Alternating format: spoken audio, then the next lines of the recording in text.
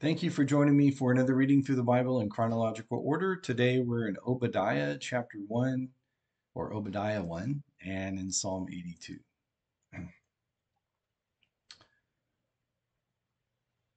The vision of Obadiah. This is what the Lord God has said about Edom. We have heard a message from the Lord. An envoy has been sent among the nations. Rise up and let's go to war against her. Look, I will make you insignificant among the nations. You will be deeply despised. Your arrogant heart has deceived you. You who live in clefts of the rock, in your home on the heights, who say to yourself, who can bring me down to the ground? Though you seem to soar like an eagle and make your nest among the stars, even from there I will bring you down. This is the Lord's declaration. If these came to you, if marauders by night, how ravaged you would be. Wouldn't they steal only what they wanted? If grape harvesters came to you, wouldn't they leave a few grapes?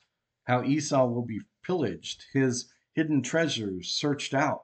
Everyone who has a treaty with you will drive you to the border.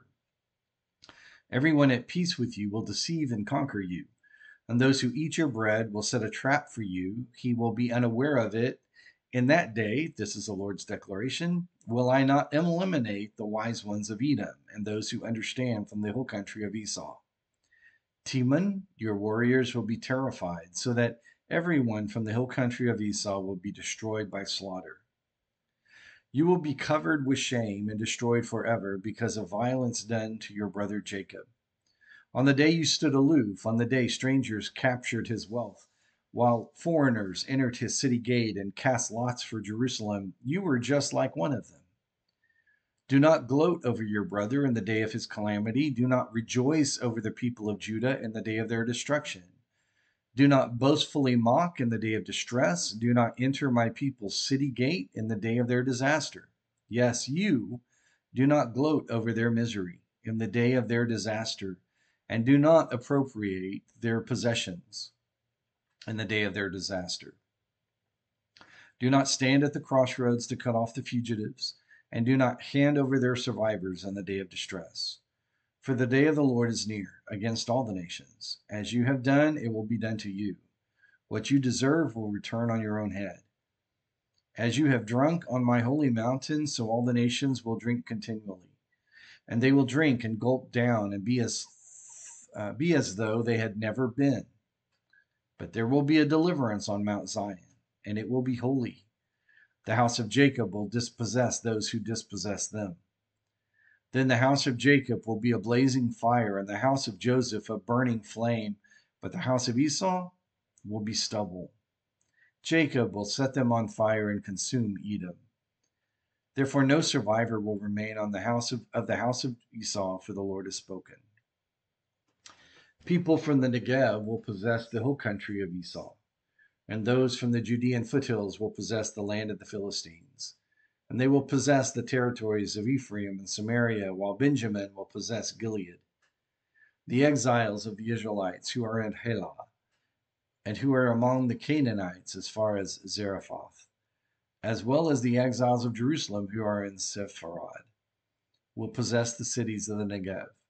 Saviors will ascend Mount Zion to rule over the hill country of Esau, and the kingdom will be the Lord's. Psalm 82, a psalm of Asaph. God stands in the divine assembly. He pronounces judgment among the gods. How long will you judge unjustly and show partiality to the wicked? Selah.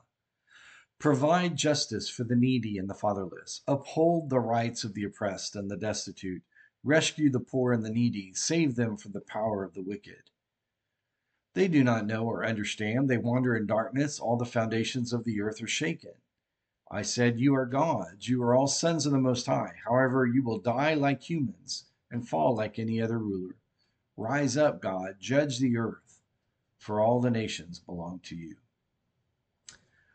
So in Obadiah's judgment against Edom, it is very distinctly stated that the reason God brings this judgment against Obadiah, in its short little record of just one little chapter, is that God sees in Edom their arrogance, and their arrogance to the point that they would not even help their brothers, as described in verse 11. On the day you stood aloof, on the day that strangers captured Jacob's wealth while foreigners entered his city gate, and you were just like one of them.